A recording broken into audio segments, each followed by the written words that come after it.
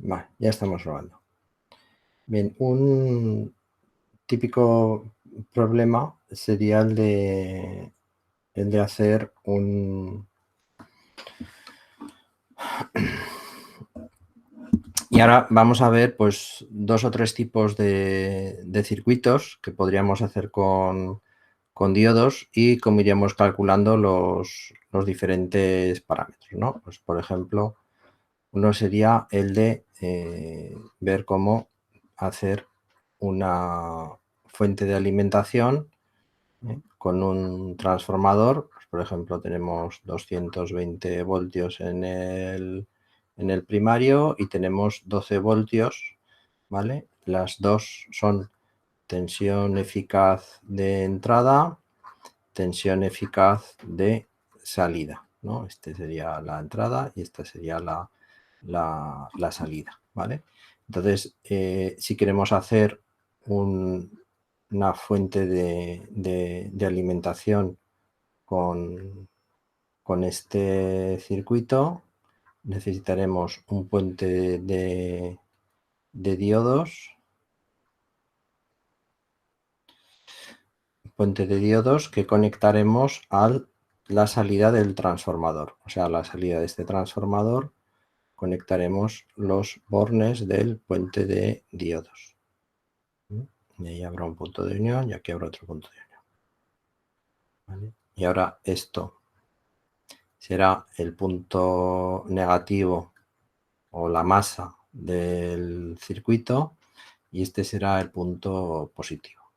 ¿Vale?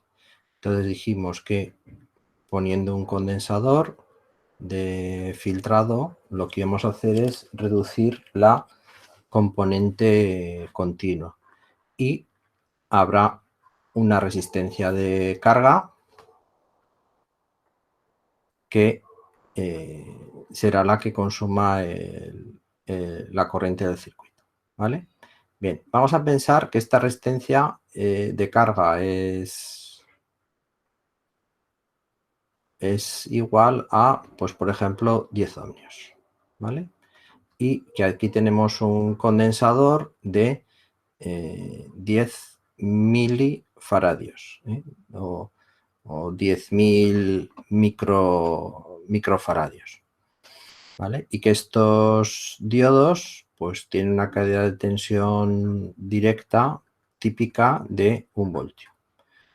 Entonces la pregunta sería, pues bueno, ¿cuál sería la intensidad que circula por la carga y cuál sería la tensión que yo tengo en la carga, ¿vale? Sería lo que habría que contestar a este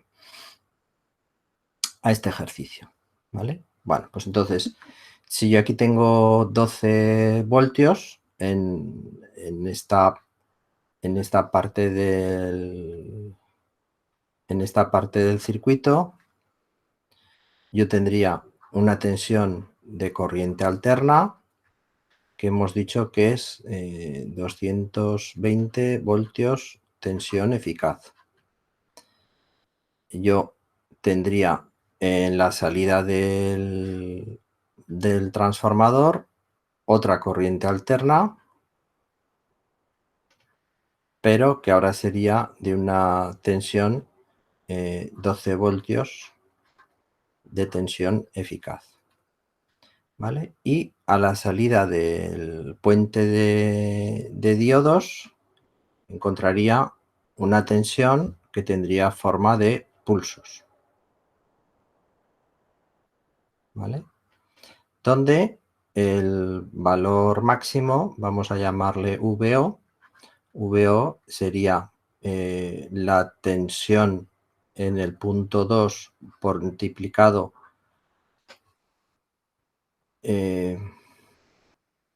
por raíz de 2 menos 2 veces la caída de tensión directa en el diodo.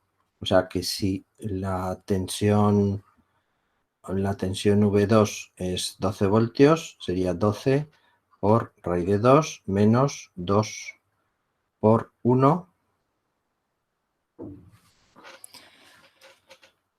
Tendríamos aquí la calculadora. 12 por 1,4142, 16 con tal, menos 14,97 voltios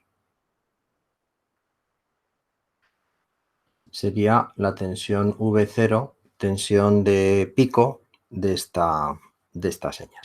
Vale, bien. ¿Qué tendremos en la carga? En la carga dijimos que íbamos a encontrar una señal que tendría esta forma. Comenzaría así y luego iría descargando el circuito. Iría descargando poco a poco. Este valor máximo coincide con este V0, el pico de entre uno y otro, y el valor que tengo entre aquí y aquí sería la tensión de rizado. ¿Y cuál es la fórmula de esta tensión de rizado? ¿Vale? Pues eso no lo hemos dicho. La tensión de rizado sería igual a la corriente I sub L partido 2 por F por C, el valor de la capacidad. ¿Vale? Bueno, pues entonces habría que calcular cuál es el valor de esa intensidad I sub L. Por la ley de Ohm, I sub L será igual a la tensión VL partido por RL, ¿no? Si esta tensión VL de pico es 14,97 partido por 10 ohmios, esto sería 1,497 amperios. ¿Vale? Así que esta tensión de rizado sería 1,497 partido por 2 por la frecuencia de esta señal. La señal de red, tiene un periodo de 20 milisegundos. Entonces su frecuencia es 1 partido por 20, 50 hercios. Como esta señal es de la mitad de esto es cada uno de los semiciclos, este tiempo de aquí es 10 milisegundos. Así que esta frecuencia de esta señal será 1 partido por 10 milisegundos, será 100 hercios. ¿Vale? 2 por 100 por 10 milifaradios, 0,01 faradios. Y esto será igual a 1,497 partido por 2 partido por 100 partido por 0,01. Será igual a 0,748 voltios. ¿Vale? O sea, esta tensión de rizado va a ser 0,75 voltios, redondeando. ¿Vale? O sea que va a ser un valor importante, va a ser un valor grande. Si la corriente que consumimos es elevada, pues hay que poner un condensador muy grande para que la tensión de rizado sea pequeña. Vale. ¿Cómo se podría mejorar esto? Pues esto lo podríamos mejorar añadiendo un diodo Zener, ¿vale? O sea, si a esta parte del circuito, después del condensador, le añadimos una resistencia en serie y un diodo Zener, ¿vale? Y luego aquí ponemos la resistencia de carga, RS, diodo Zener, ¿vale? El diodo Zener Aquí vendría el resto del circuito. El diodo Zener tiene esa característica de que en polarización inversa, cuando llegamos a la tensión Zener, a esa tensión de avalancha, intenta mantener la tensión constante haciendo circular corriente a través del diodo Zener. ¿Vale? Entonces, vamos a suponer, en este caso, este sería el problema 1, este sería el problema 2. Vamos a suponer que tenemos como tensión de entrada, Vin, es una tensión que varía entre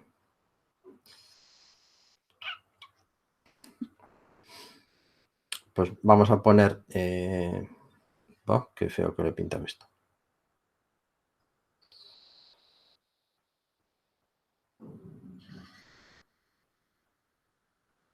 ¿Qué es lo que me está volviendo loco? Este.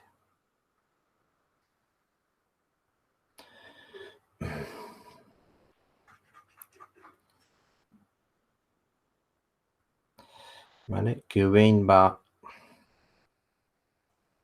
a cambiar así, mucho mejor. Entre va a tener un máximo en 15 voltios y va a tener un mínimo en 14,25 voltios. ¿Vale? Que la corriente y su L que yo quiero que circule finalmente por la carga sea de 1,5 amperios y que la tensión VL con lo que alimento a la carga sea de 12 voltios. ¿Vale? O sea, tengo que la tensión con la que tengo que alimentar la carga siempre tiene que ser menor que la tensión inferior que tenga la entrada, ¿vale? Porque parte de esa tensión tiene que caer en la resistencia RS. Bueno, pues con estos planteamientos pues hay que calcular el valor de la resistencia RS y las características del diodo Zener. Bueno, pues la primera ya la tenemos fácil. La tensión de Zener del diodo tiene que ser igual a 12 voltios, a la tensión que yo quiero que sea la que tengamos estabilizada en la resistencia. Ah, no he echado. La que tengamos estabilizada en la resistencia. Y entonces hay dos casos. Cuando la tensión Vin es igual al mínimo, los 14,25 voltios, y cuando la tensión Vin es igual al máximo, 15 voltios. ¿Vale? Serán esos dos casos los que tendremos.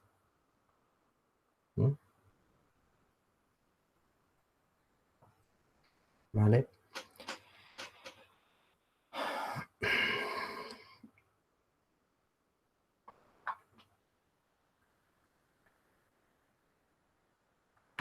¿Vale?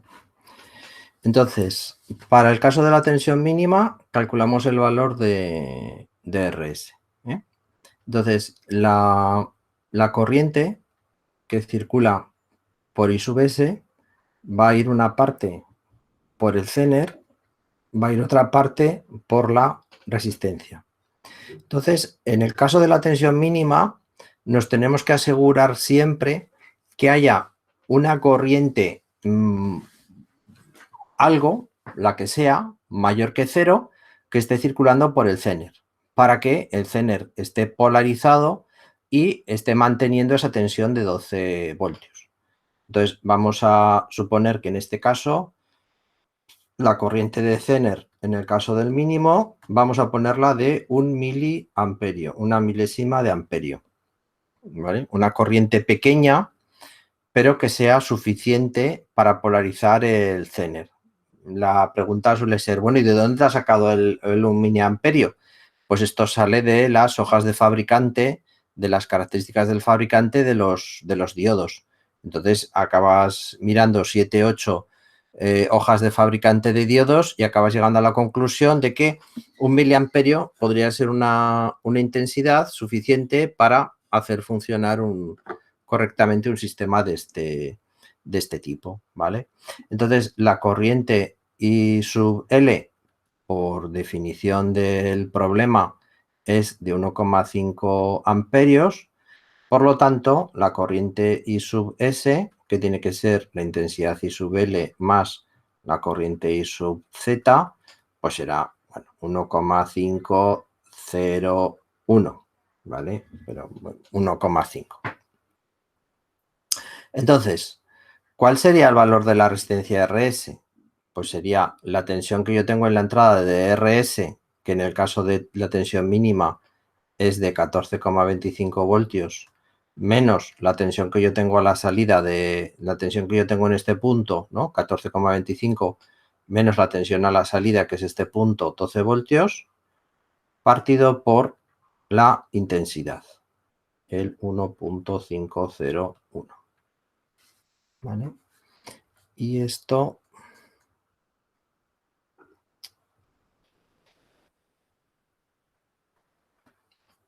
14,25 menos 12 partido 1,501 me da 1,499 ohmios. Vale. Las resistencias tienen valores normalizados. Entonces yo puedo mirar la tabla de valores normalizados.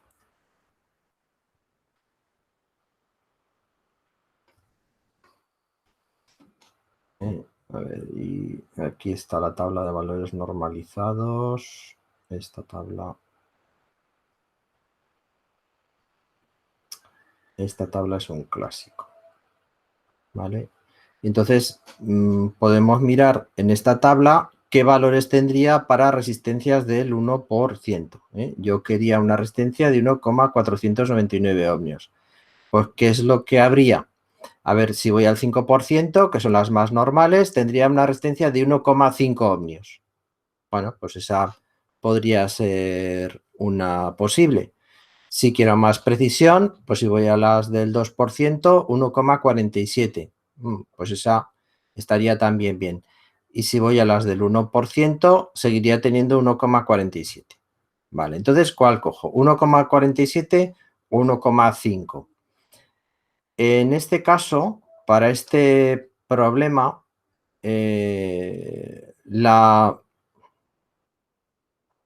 aquí estás. Este valor de RS me está dando un valor máximo para que el sistema tenga 12 voltios. Entonces, la resistencia tendrá que ser más pequeña que este valor, pero que sea una comercial. Entonces, 1,5 quizás fuese demasiado grande. ¿Vale? Entonces, esto lo redondeamos a 1,47 ohmios del 1%, ¿vale? Porque sería una resistencia que sí que existiría. Esta resistencia. Vale. Bueno, ¿y qué pasa cuando tenemos el máximo? Bueno, pues cuando tenemos el máximo, lo que tenemos que calcular son las potencias que están disipando los componentes, ¿vale? De nuevo, se siguen cumpliendo las mismas ecuaciones. I sub S es igual a I sub L más I sub Z. I sub L sigue siendo 1,5 amperios, pero I sub Z ahora no sé qué valor tiene. Tengo que calcularlo, ¿vale? Lo que sí que puedo calcular es cuánto vale I sub S. Vale, pues entonces vamos a calcular cuánto vale I sub S.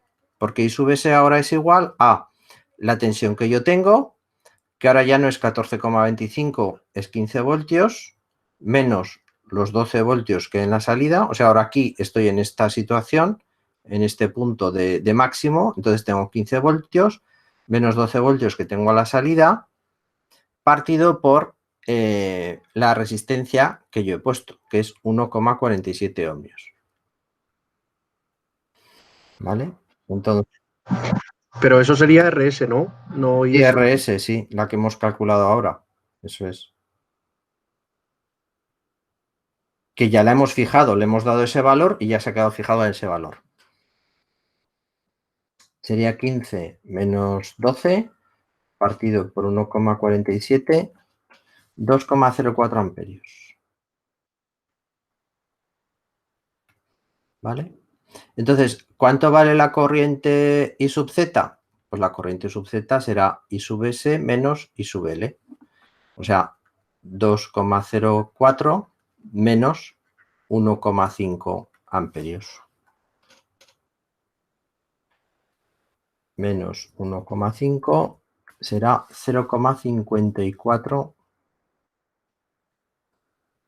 amperios. ¿Vale? Bueno, entonces, ¿cuál es la potencia de la resistencia RS? Pues es R por I cuadrado, por I sub S al cuadrado. O sea, será 1,47 por los 2,04 amperios al cuadrado. 1,47, bueno, 2,04 al cuadrado por 1,47. ¿Vale? La resistencia RS necesitamos una resistencia de 6,2 vatios de potencia. Y la potencia del diodo Zener pues será la tensión de Zener por la intensidad de Zener. O sea, 12 voltios por los 0,54 amperios. O sea, otros 6 vatios más o menos. 12 por 0,54, 6,5 vatios. ¿Vale? Bueno, pues esta será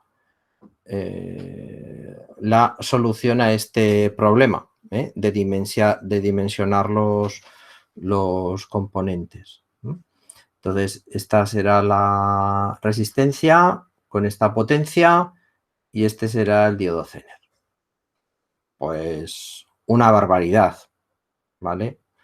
6 vatios en calor, pues esto es tremendo. Va a generar una cantidad de calor tremenda. Entonces, este circuito, pues bueno, aunque desde el punto de vista teórico, nos dice que sí que nos estabiliza la tensión y nos mantiene una tensión de 12 voltios constante en la carga, desde el punto de vista práctico, pues no sería muy eficiente, ¿no? Porque tener que disipar 12 vatios en calor para dar una potencia, o sea, la potencia que estamos suministrando, pues es 12 por 1,5, es 18 vatios. O sea, para dar una potencia de 18 vatios, tener que disipar 12 en calor, pues es una barbaridad, ¿vale? Pero así es como funcionaban las fuentes antiguas, las fuentes de los años 90 y de principios del 2000 o anteriores. Prácticamente la mitad de la energía que consumían la tenían que disipar en calor. No con este circuito, directamente con el diodo Zener, pero sí con uno muy parecido, ayudando al diodo Zener con un transistor. Pero al final el transistor era el que tenía que disipar toda la potencia. Vale. Más circuitos con diodos. Oh, sí, estos son muy chulos. De esto, ¿alguna vez ha caído algún ejercicio en los exámenes? O sea, este es ejercicio de examen. Si miráis el histórico de exámenes, pues veréis alguno como este que he puesto alguna vez.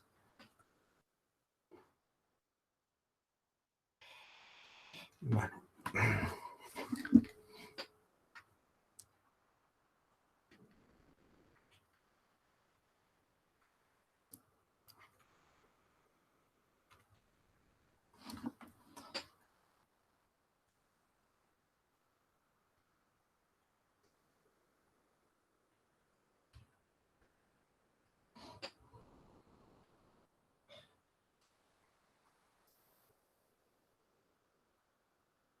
Vale.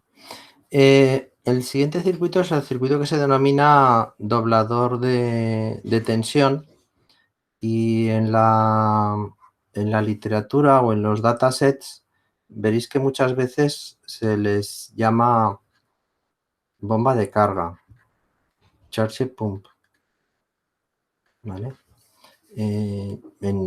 Hay chips que se dedican a hacer este trabajo de duplicar la tensión o de triplicar la tensión, y los llaman con esta denominación, ¿vale? Necesitamos 2 diodos.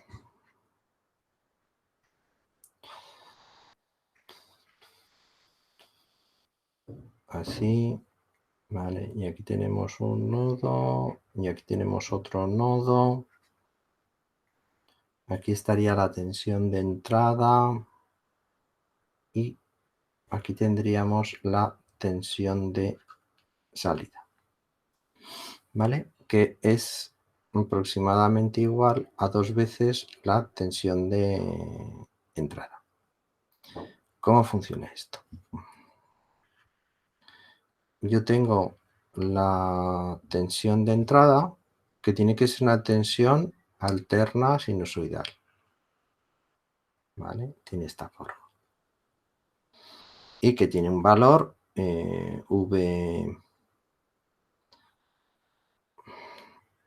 V0, que es, bueno, no, V0 no, ya le estoy llamando V0 a la salida.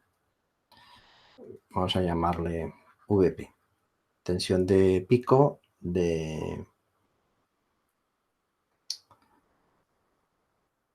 no, entonces esto es aproximadamente igual a 2 VP. Vale. Entonces, ¿cómo funciona esto? Partimos que los condensadores están inicialmente descargados, no tiene ninguno de los dos carga. Entonces, en el primer semiciclo tenemos que este punto es positivo y este punto es negativo. Entonces, si esto es positivo o negativo, lo que ocurre es que circula una corriente, me voy a pintarlo tan azul. Circula una corriente a través de este diodo que está polarizado directamente, este diodo está polarizado inversamente y no conduce. Y entonces el condensador queda cargado menos más. ¿Y a qué tensión se carga el condensador? Pues a la tensión máxima. Se carga a la tensión VP, ¿vale? Porque cuando está subiendo la tensión, cuando estamos subiendo por aquí, pues el condensador se va cargando. Y cuando llegamos a este punto, el condensador queda cargado a la tensión máxima. Ahora, cuando la tensión baja, como esta tensión es más positiva que esta, el diodo está polarizado inversamente. Entonces, no puede circular corriente en sentido inverso, ¿vale? Así que el condensador se queda cargado a la tensión máxima, ¿no? Este condensador se queda cargado a esta tensión ya de forma permanente. Vale. ¿Y qué pasa en el semiciclo siguiente? En el semiciclo negativo. Pues que en el semiciclo negativo yo tengo menos más. Así que ahora el que está polarizado directamente es este diodo, ¿eh? Circula corriente por aquí y circula corriente de esta forma. Entonces el condensador se carga más menos. De nuevo, ¿hasta cuándo se carga el condensador? Pues se carga hasta que llegamos a la tensión de pico, y en el momento en el que llegamos a la tensión de pico, el condensador tiene aquí una tensión más negativa que la tensión que tenemos en este punto, y entonces el diodo no puede conducir en sentido inverso para descargar el condensador. Así que después de estos dos ciclos, ¿qué tengo? Que este condensador está cargado VP y este condensador está cargado VP. Negativo, positivo, negativo, positivo. La tensión de dos condensadores en serie se suma. Así que la tensión que yo tengo aquí es 2 veces la tensión VP menos la tensión de caída directa de los diodos, ¿no? Que serían los 0,7 voltios o 1 voltio según cómo lo hayamos hecho, ¿vale?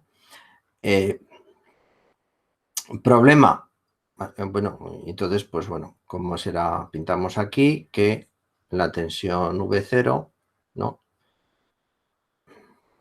Bueno, no, voy a pintarlo bien. La tensión V0 será de este valor, tomará este valor y ahora a partir de aquí volverá a cargarse hasta este valor, ¿vale? Y esta será la tensión V0 igual a 2 veces VP. ¿Qué iba a decir? Ya no sé qué iba a decir.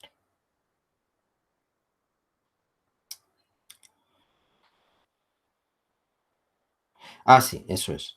Claro, ¿qué pasa? Bueno, qué chollo, ¿no? Teníamos 200 voltios, por ejemplo, la tensión de entrada, ahora ya tengo 400 voltios.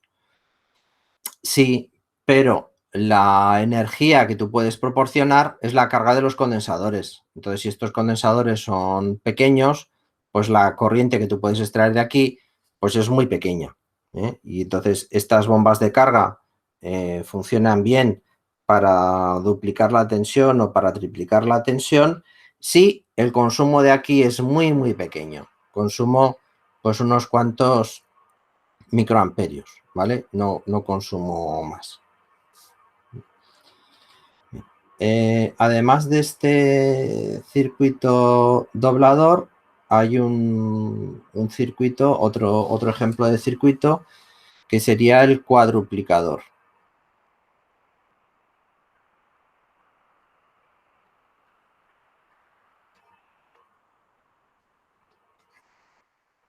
¿Vale?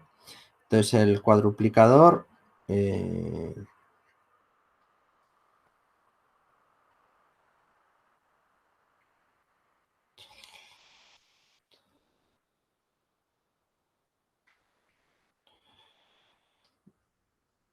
funciona de una manera similar. Tenemos una determinada configuración de diodos y condensadores.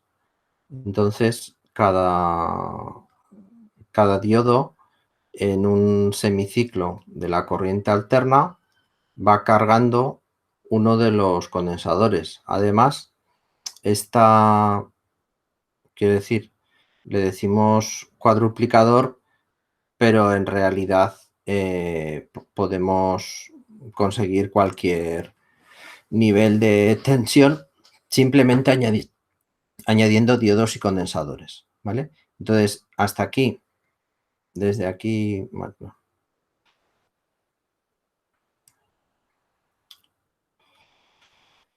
si tomo este punto como referencia desde aquí hasta aquí, pues yo tengo 2 veces la tensión de pico de la tensión de entrada, ¿eh?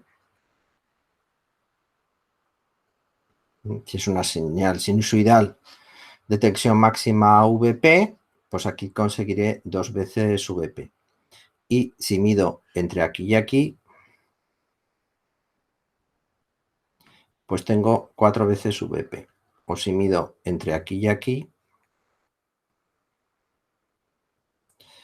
tengo 3 veces VP, ¿vale? Entonces, con estos circuitos de diodos y condensadores, pues se puede conseguir tensiones muy, muy elevadas. Claro, si hemos dicho que si tenemos un enchufe,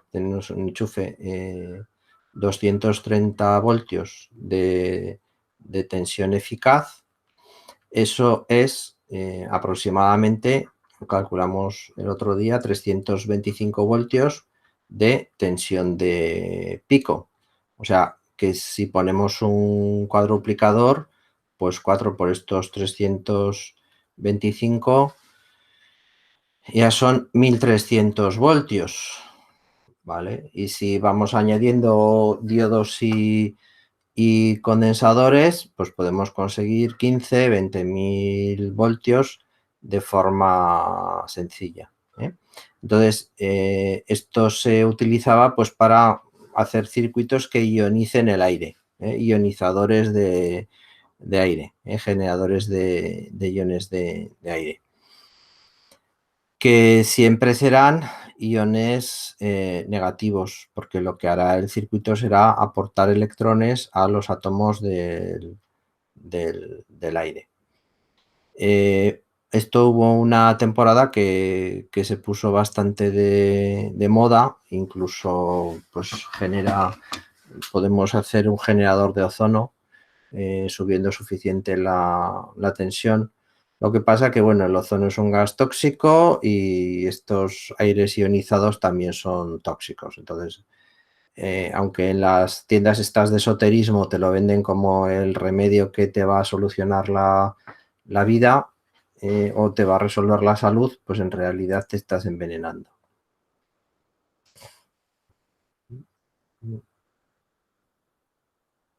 Vale. Otro circuito que se puede hacer es un desplazador de potencial.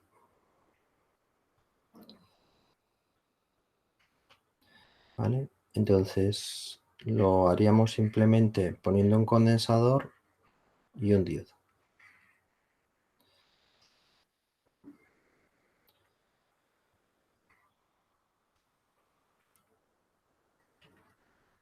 ¿Vale? Lo que consigo con esto es que si la tensión Vin,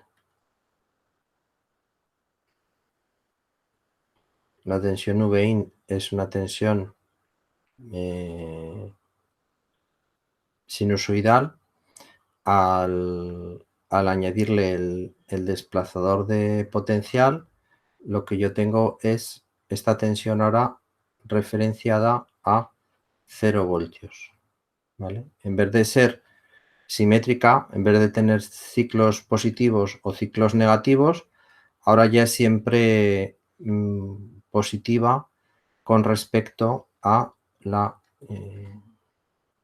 al cero de referencia, ¿no? Esto sería Vin y esta sería Vout, ¿vale? Entonces podría conseguir bien.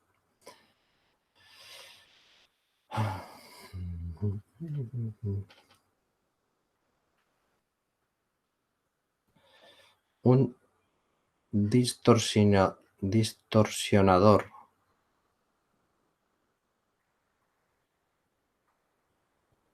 ¿vale? Entonces, un distorsionador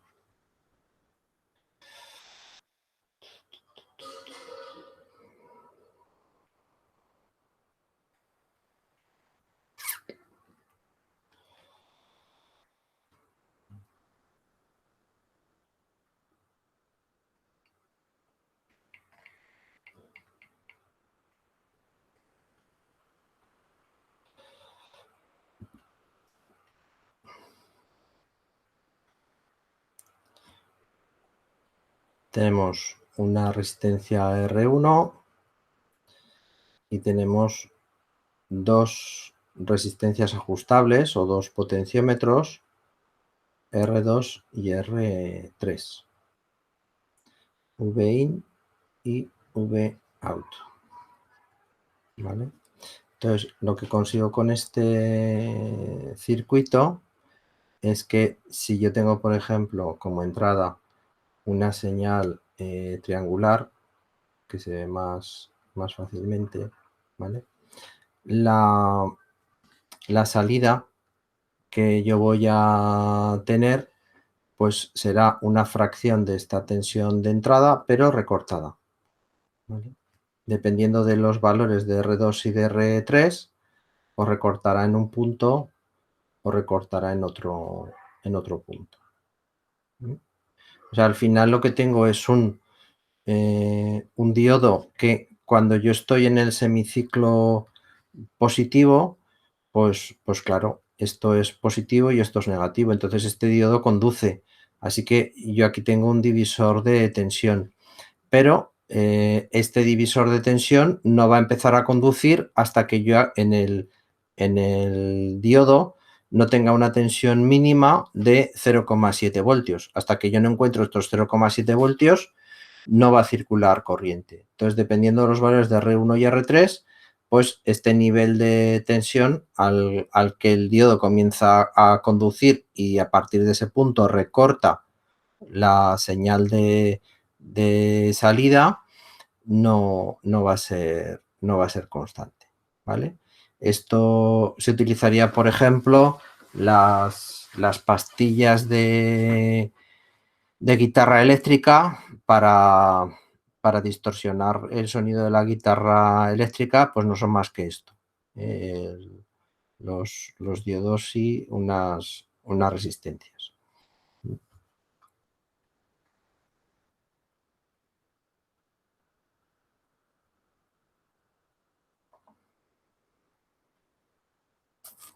Una tensión. Bien. Y vamos a ver, para terminar este capítulo, pues algunas características de algunos diodos comerciales. Bueno, igual he puesto uno demasiado popular. Vamos a ver una página de componentes electrónicos, por ejemplo, Mouser, y buscamos 1N4007. Vale. Entonces tenemos el 1N4007 y lo que queremos mirar es la hoja del fabricante, lo que se llama el datasheet. El datasheet nos da información relevante de, pues eso, cómo es estos componentes. No recomendado para nuevos diseños. Qué curioso. Un diodo que yo utilizaba en 1984 ya no está recomendado para nuevos diseños. Vale. Bien, ¿qué es lo que tenemos que fijarnos del diodo? Lo que tenemos que fijarnos del diodo primero es esta parte de absolute maximum ratings, ¿vale? Los absolute maximum ratings son valores a los que el componente no debe de llegar nunca. O sea, si ponemos estos valores en el diodo, el componente se rompe, ¿vale? Por ejemplo, tensión máxima repetitiva, o la tensión de Zener del componente, 1000 voltios de corriente continua. O, si hablamos de tensión eficaz, 700 voltios de tensión eficaz. Corriente de salida media, 1 amperio. Corriente de salida media de pico, 8,3 milisegundos de pico, 30 amperios. ¿Vale? Y tensión de caída directa, el forward voltage, para una corriente de 1 amperio, pues es de 1 voltio. Y la corriente inversa es de 55 microamperios a 25 voltios, 50 microamperios a 100, o sea, 25 grados centígrados, 50 microamperios a 100 grados centígrados, ¿vale? Esta corriente inversa, la corriente que circula por el diodo cuando está polarizado inversamente, es como dijimos que dependía de los portadores minoritarios, de electrones que aleatoriamente, porque un fotón chocaba contra ellos, se ponían a funcionar.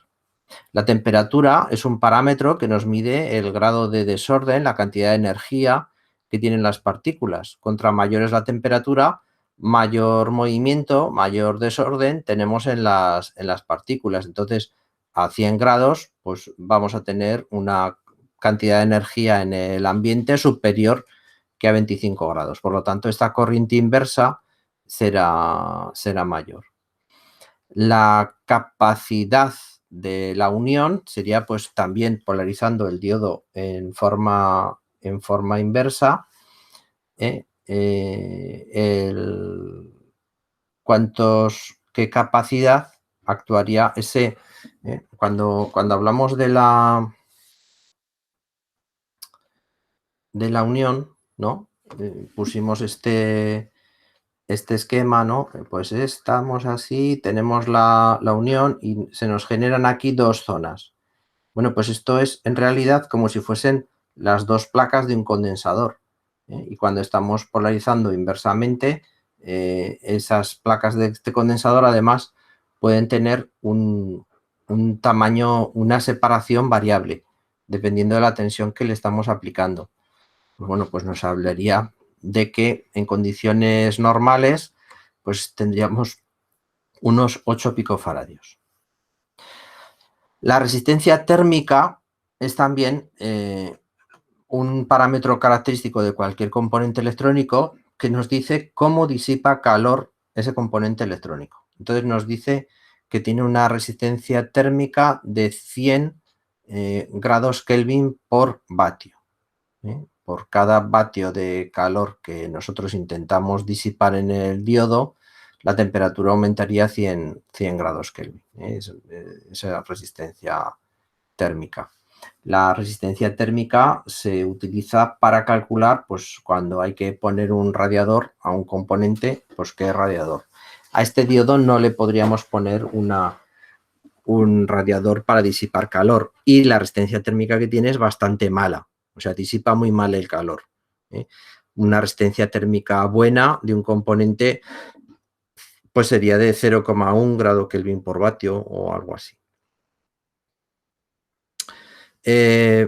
Temperatura máxima de trabajo 100 grados, 150 grados centígrados. A partir de 150 grados centígrados el componente se destruye. Y otra característica muy importante, y en este caso es la misma, fijaros, ¿cuál es el rango de temperatura de funcionamiento y de almacenamiento? A veces son diferentes. O sea, nos dice, pues mira, el componente puede estar almacenado a estos rangos de temperatura de forma segura, pero solo puede trabajar dentro de este otro rango de temperatura. Ahora veremos algún componente más complicado, pero este pues puede trabajar o puede estar almacenado entre menos 65 grados centígrados y 150 grados centígrados. O sea, tiene un rango de funcionamiento muy amplio de trabajo. La mayor parte de los componentes electrónicos pueden trabajar de 0 a 70 grados. Hay diversas, se construyen diversas variantes de algunos componentes y eso da grados de calidad del componente. Entonces, hablaríamos del grado de calidad comercial, que normalmente el rango de temperatura en el que funcionan los componentes pues va de 0 a 70 grados. El grado industrial, que es un grado mejorado, pues te da 10 o 15 grados más, tanto por arriba como por abajo. El grado militar, que todavía los componentes tienen unas mejores especificaciones, y el grado aeroespacial, donde todavía se exige un mayor grado de rango de temperatura de funcionamiento del componente. ¿Vale? Entonces, Bueno, pues estas serían las características que nunca deberíamos de superar. O sea, dice, pues, vale, como aguanta 150 grados, lo voy a meter en un horno a 150 grados. No, no, te lo cargarás. A 150 grados te lo cargarás. Esa es la temperatura límite a la cual puede estar almacenado. ¿Vale? Y estas serían las características de funcionamiento. Normalmente se dan en forma de tabla. Entonces, corriente directa instantánea, pues bueno, pues cuando llegamos aproximadamente a 0,7, pues la corriente se dispara rápidamente. Y en 1 voltio, pues es donde tendríamos aquí aproximadamente, ¿no?, los 2 amperios tendríamos este valor. ¿Vale? Normalmente el dataset da información también de el encapsulado, pero en este caso no nos da información del encapsulado. Vamos a ver otro diodo clásico, 1N4148.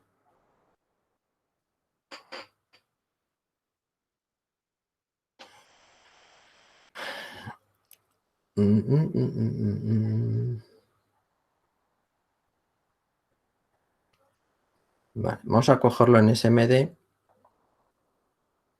En SMD, 1N4148, y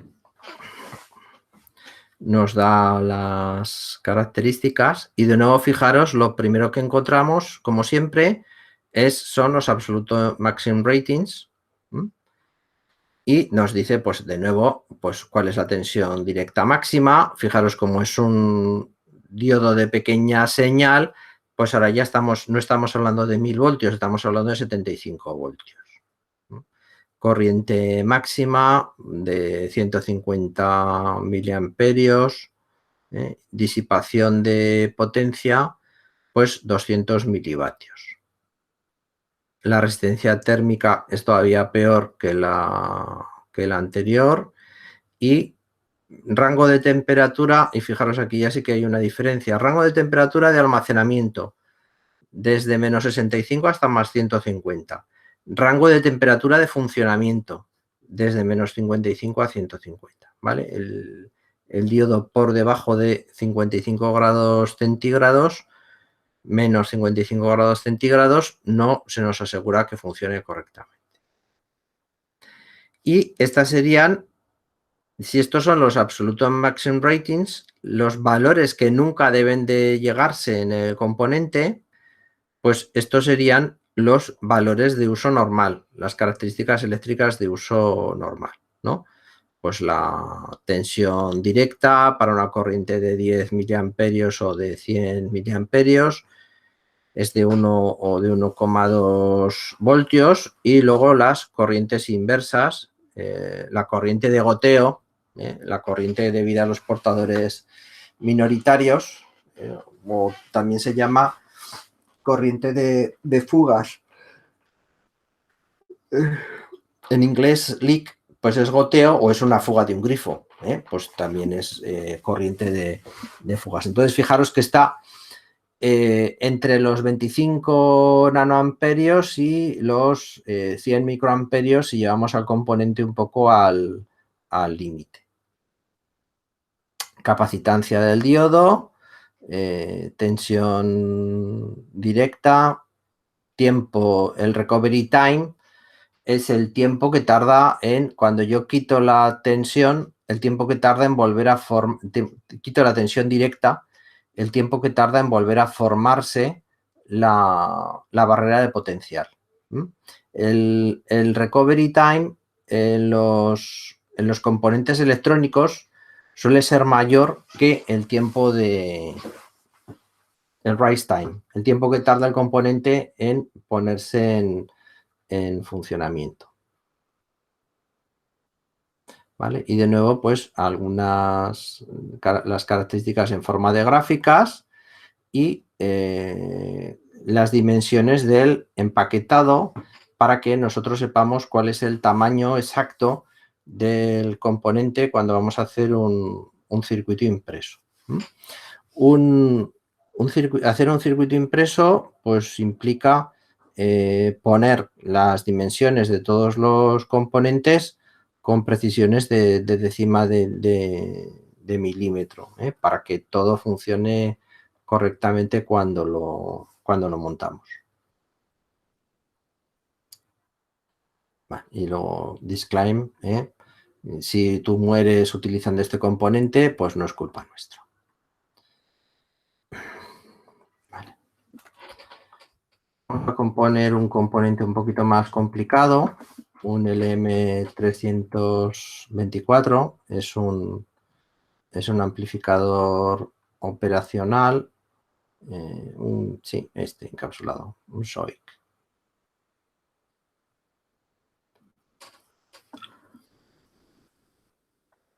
Vale, pues este es un amplificador operacional, es un componente ya más complejo, entonces ya el dataset ya nos va dando más información. Pues, por ejemplo, hay un texto, una descripción de dónde sería conveniente utilizarlo, hay esquemas de ejemplo de cómo utilizar este circuito, ya son datasets pues más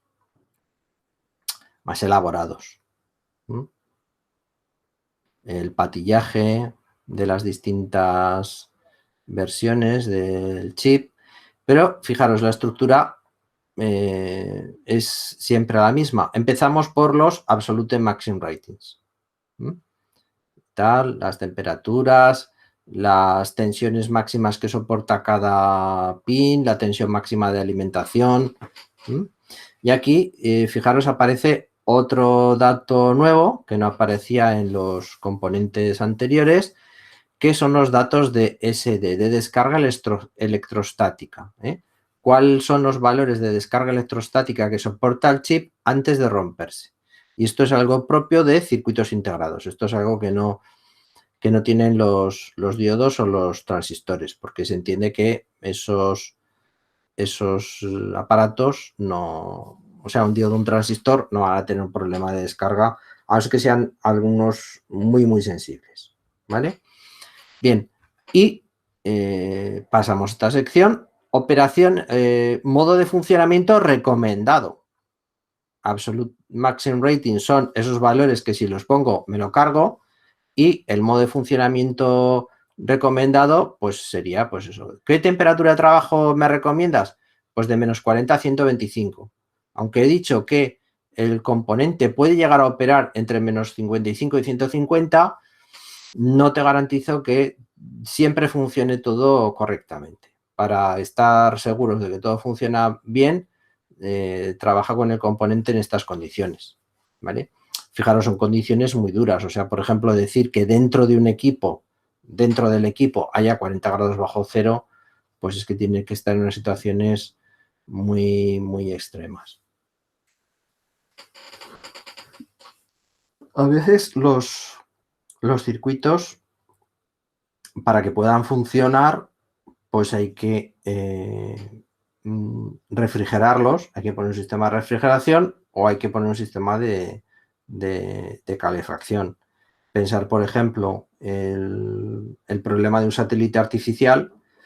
Si le está dando el sol, puede llegar la temperatura a 1000 grados y si está a la sombra, la temperatura llega a 270 bajo cero. O sea, es un lado del satélite está friéndose y el otro lado del satélite está completamente congelado. Pues hay que hacer un sistema para regular la temperatura. Bueno, y aquí ya, pues este ya tiene un montón de datos, un montón de gráficas sobre su comportamiento. Incluso, pues eso, sale el esquema interno de cómo se ha hecho el test de SD. Y luego, pues, aplicaciones de un amplificador, no sé qué. ¿Y cómo se calcula? ¿Vale? El seguidor emisor. Daros cuenta, en los datasets está todo. Porque, quiero decir, el fabricante lo que quiere es que tú uses su circuito. Entonces, para que tú uses su circuito, tienes que tener información de cómo se diseña, cómo se monta, porque si no, pues no vas a poder usarlo. El fabricante es el que sabe todo respecto al circuito y la gente que diseña basándose en lo que pone el dataset. Si hay un dataset malo que no contiene información, pues ese circuito no se va a utilizar. Entonces, fijaros, incluso te regalan muestras del circuito. Tú puedes pedir muestras del circuito para decir, pues bueno, quiero probarlo, antes de probarlo, mándame unas muestras, o sea, antes de decidir que este circuito lo voy a utilizar en mi diseño, mándame unas muestras y voy a ver si realmente funciona como tú dices que funciona. Y si no, pues buscaré otra cosa. ¿Vale? Bueno, pues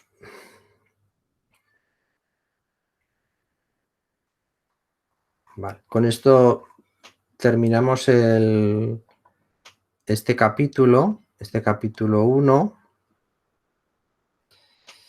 y vamos a empezar con el capítulo 2.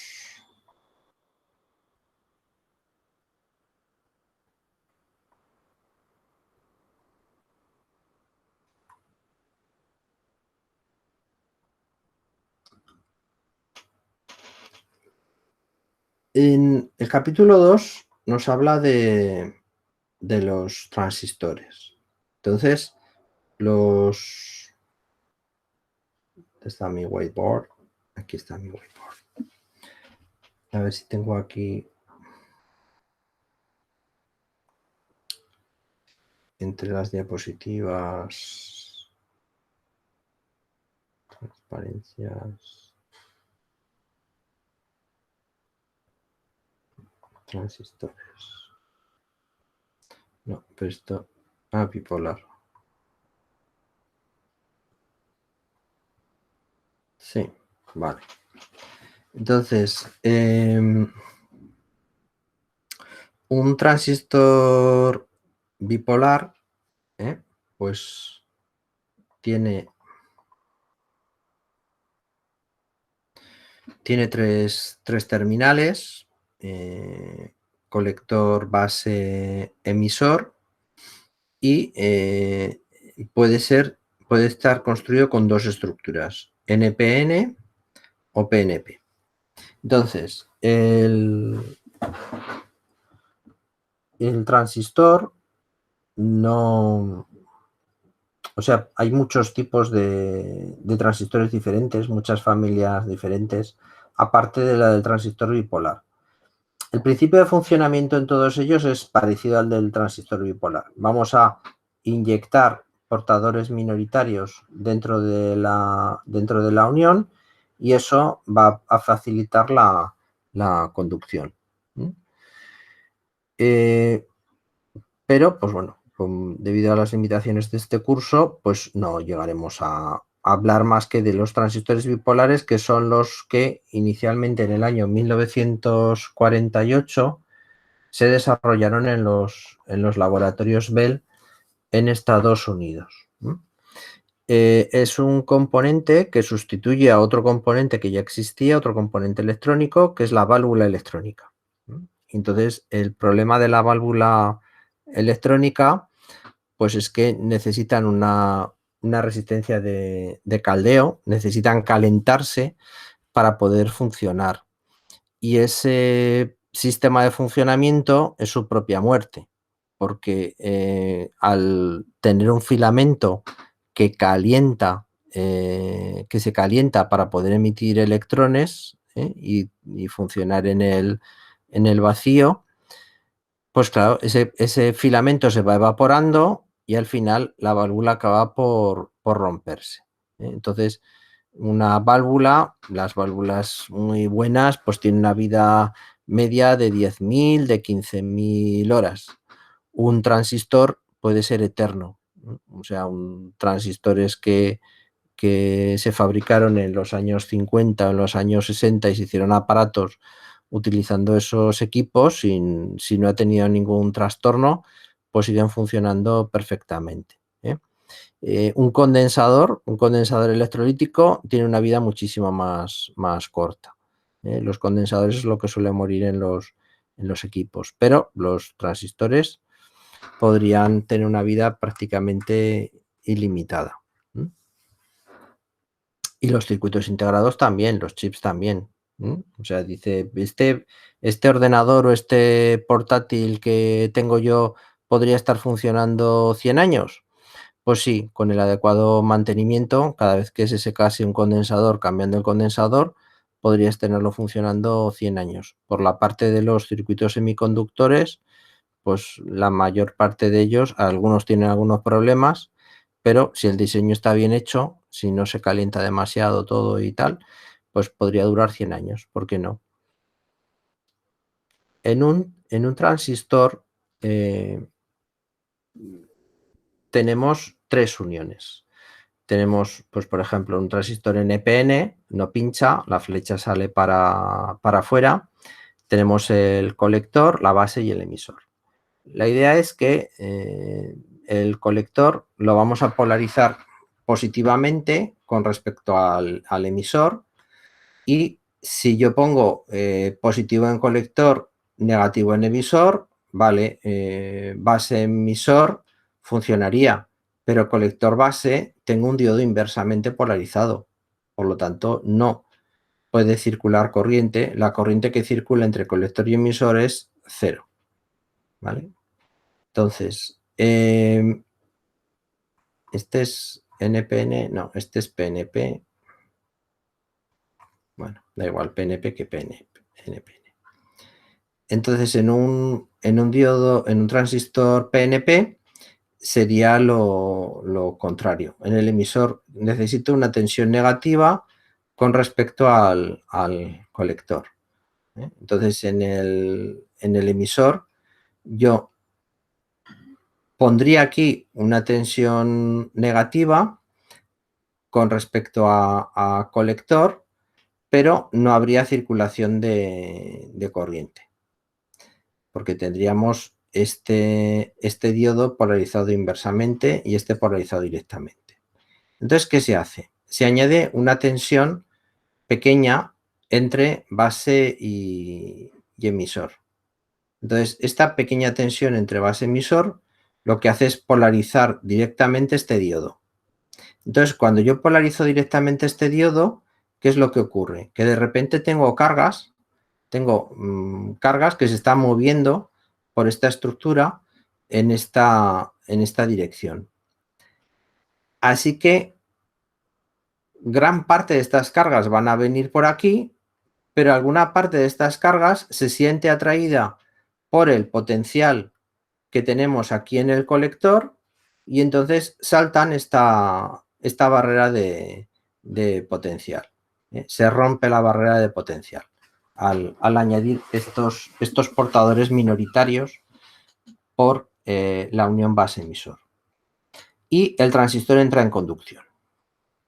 Entonces, la cantidad de corriente que conduce el transistor entre emisor y colector es muy superior a la cantidad de corriente que está circulando entre base y emisor. Estos pocos portadores minoritarios introducidos en la estructura cristalina del transistor generan un efecto avalancha en esta unión y hacen que tengamos una corriente elevada entre el emisor y el colector. ¿Vale? En la mayor parte de los circuitos, cuando diseñemos circuitos, diremos que la corriente de colector es la misma que la del emisor. No es cierto. Hay una pequeña parte que se va por la base, pero estamos hablando de una corriente que es 200, 300, 800 veces inferior. Por lo tanto, el error que se comete al decir que la corriente de emisor es igual a la corriente de colector, pues es muy, muy bajo. Es muy, muy pequeño. ¿Vale?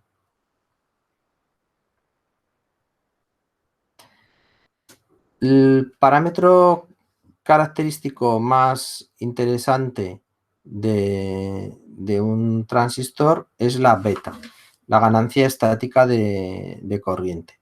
Además de beta,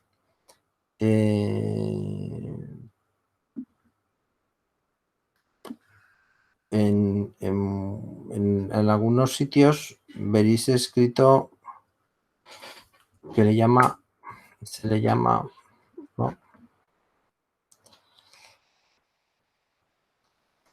HFE. La ganancia estática de corriente. Entonces, por ejemplo, las curvas características de un transistor, pues si volvemos a la página de Mauser, un transistor de pequeña... No, aquí tengo la página de Mauser. Un transistor de pequeña señal sería, por ejemplo, el BC547. Es de pequeña señal. Transistor bipolar. Vale, es un transistor bipolar, NPN,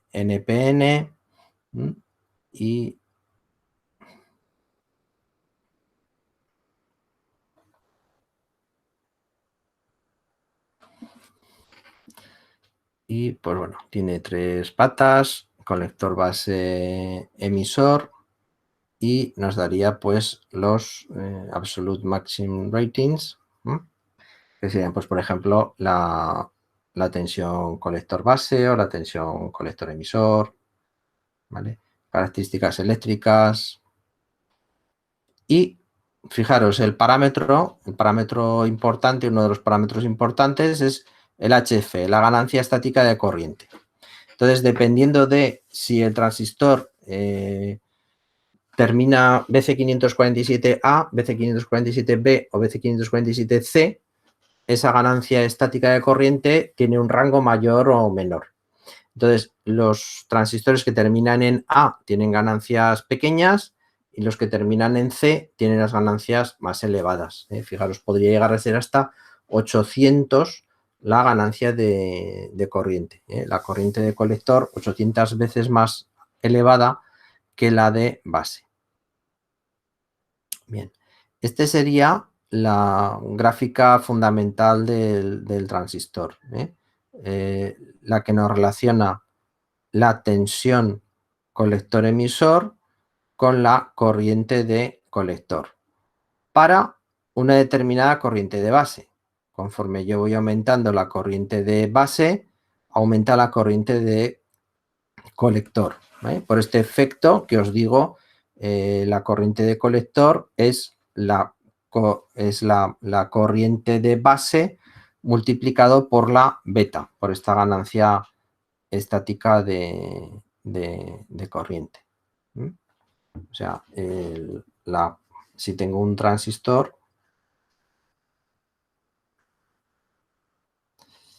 y yo estoy polarizando positivo o negativo con una resistencia limitadora la base, pues entonces, si yo pongo aquí otra resistencia limitadora, la corriente de colector y la corriente de base pues será igual a beta por la corriente de base, ¿vale? Esta beta es lo mismo que el HFE, la ganancia estática de corriente del dataset. No, ese no, esa ventana no era. ¿Vale? Entonces, conforme voy aumentando la corriente de base, voy obteniendo corrientes de colector superiores. Y, pues bueno, corriente de colector en función de tensión base emisor. Fijaros la tensión base emisor en 0,708 voltios. Bueno, un poco de 0,6 voltios, pues es entre 0,6 y 0,7 voltios. Es el valor que hace conducir.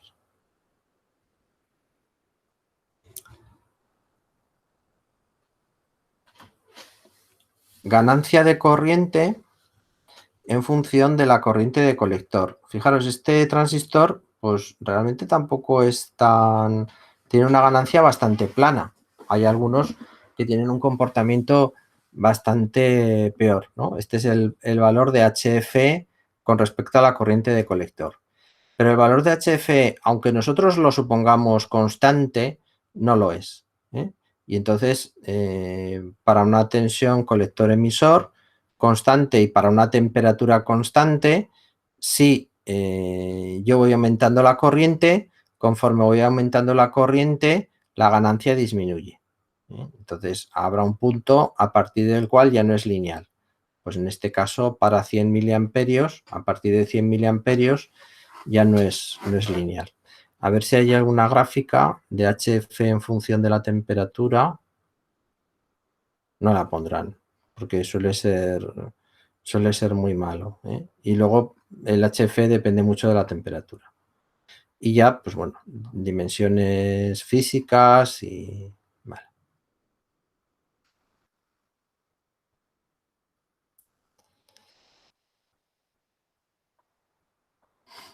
Vale.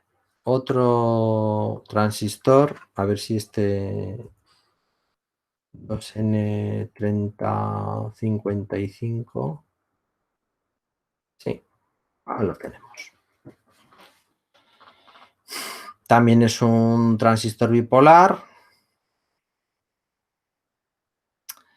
y ya no está disponible, pero el dataset está todavía aquí. ¿Vale? Entonces este sería un transistor de potencia. El encapsulado tiene un encapsulado que permite atornillarlo a un radiador, o sea, ya es un transistor pensado para trabajar siempre montado sobre un disipador de calor, ¿eh? Y pues bueno,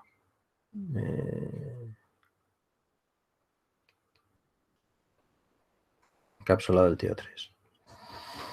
Entonces, pues bueno, ya puede trabajar con 70 voltios de tensión. Yo alguno de estos lo he hecho en alguna etapa de potencia, funcionaba a 75 voltios y no ha explotado.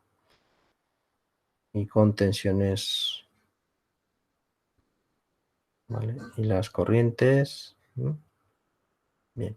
Y en un transistor de potencia tendríamos aquí otra característica que sería la zona de trabajo seguro, ¿eh? Si yo trabajo con una tensión colector-emisor muy elevada y trabajo con una corriente elevada, pues el producto de la tensión por la intensidad que se está disipando en el componente, pues hará que se tenga que disipar demasiado calor, ¿eh? Entonces, digamos que esta zona que yo tengo aquí en medio sería la zona donde no habría problemas de funcionamiento. Y si me voy fuera de allí, pues el transistor se quemará.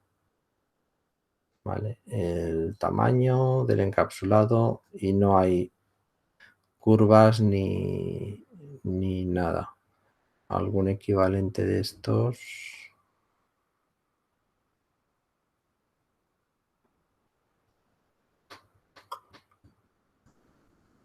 Este no ha evolucionado. Este no tiene. Estas páginas de los fabricantes pues son bastante interesantes porque nos permiten realizar búsquedas por tema, pues, por ejemplo. No, esta no. Esta no me deja. Me da transistores bipolares, pero no me deja no escoger el... sí, aquí veis. Transistores bipolares, BJT. Aquí arriba. ¿Vale? Entonces tendría aquí todos los transistores bipolares. Podría escoger fabricante, podría escoger el tipo de montaje, pues por ejemplo le digo montajes SMD. ¿Qué tipo de transistor? Pues NPN. Configuración, un transistor simple. Y luego pues tensión colector emisor máxima, pues vamos a coger menos 120 voltios en un NPN, qué raro. vamos a coger un transistor de 120 voltios, ¿no? Para que... Y corriente de colector DC máxima, pues uno que tenga mucha corriente. 3 amperios solo. Bueno, vamos a quitar la tensión. A ver si corriente de colector DC... Ahora me sale más. Vale, uno de 10 amperios.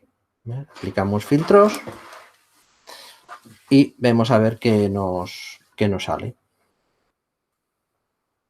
¿Vale? Tenemos transistores en SMD, el encapsulado ya es muy distinto y, pues bueno, se pueden ordenar por precio, por disponibilidad, por... La página nos aplica siempre un algoritmo de que nos enseña el que quieren vender, ¿vale? Pero tal. Bueno, yo había puesto 10 amperios y me sale aquí uno de 5. Bueno, en fin, ¿qué vamos a hacer? Y este es el tipo de encapsulado y aquí tendríamos de nuevo pues las características básicas del transistor. ¿Vale? De nuevo esta gráfica, la importante, tensión colector-emisor con respecto a la corriente de colector, y aquí tendríamos las gráficas de la beta. ¿Vale? Esta es una gráfica más realista, porque nos da el valor de beta para distintas temperaturas, porque la beta cambia con la temperatura. Entonces, fijaros, para 40 grados bajo cero, pues esta sería la gráfica. Y para 125 grados, esta sería la gráfica. Cuando aumenta la temperatura, pues la ganancia estática aumenta. Y este sería pues la gráfica normalizada para 25 grados centígrados de temperatura. Entonces es más o menos recta, pero va variando con la temperatura, pero si es una temperatura constante, pues por ejemplo 25 grados centígrados, pues tendríamos aquí una beta más o menos constante de 250 aproximadamente, ¿no? Esto es una escala logarítmica, aquí está el 100, este es el 200, pues entre el 200 y el 300 por medio, pues vendría a ser el 240 o 200, ¿vale? Mayor a 200. Pero a partir de 1 amperio, de 2 amperios, ya cae en picado. O sea, ¿este transistor puede llegar a funcionar a 5 amperios? Sí, pero más de 2 amperios ya la ganancia que tiene es muy diferente. Entonces, eso implicaría que sacarlo de ese campo de 2 amperios, pues no iba a funcionar muy bien.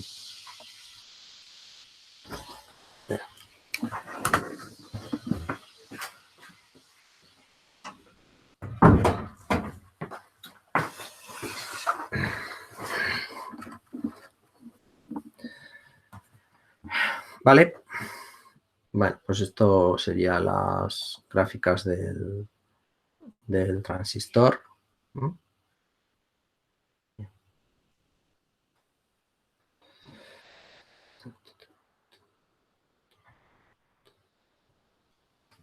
Vale, sí, bueno, y esta VCC, esta sería aquí positivo, más positiva que esta. Y esto, el T-terminal, siempre negativo.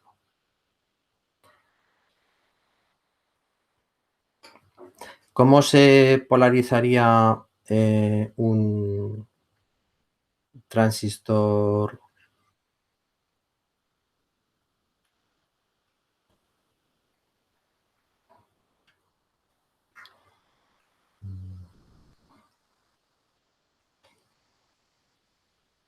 Vamos a llamarla RB, esta RC, resistencia de colector, resistencia de base. ¿Vale? Por aquí vendría la corriente de base, por aquí vendría la corriente de colector. VEE, ¿vale? Entonces esta sería más negativa que esta y tendríamos la polarización pues exactamente al revés. Desde el punto de vista teórico, un transistor NPN es exactamente igual que un transistor PNP. De hecho, la mayor parte de los fabricantes tienen la misma versión, exactamente la misma versión, con los mismos parámetros de beta, el mismo rango de temperatura, todo, para transistor PNP y para transistor NPN. Sin embargo, industrialmente, los transistores que más se gastan son los NPN. ¿Por qué? Yo qué sé. Todo es exactamente lo mismo, pero el mercado ha tendido a utilizar este tipo de transistores más que los otros, ¿vale? Pues no es... si hay alguna ventaja, pues no...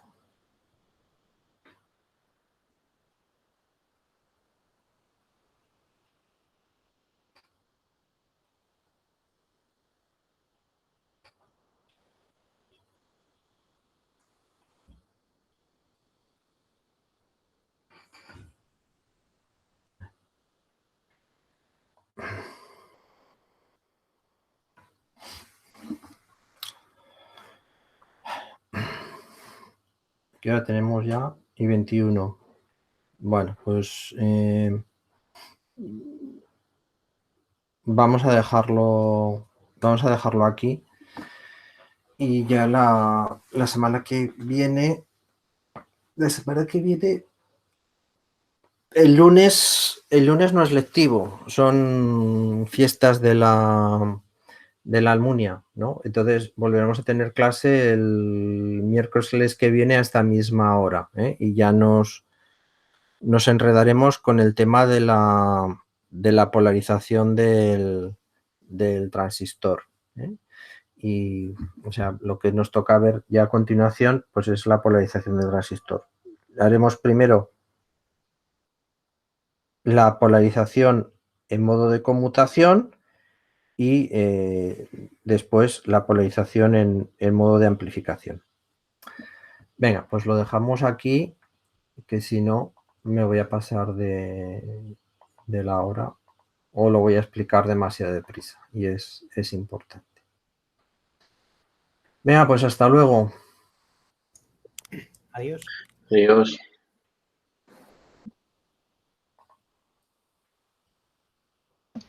Adiós. Adiós.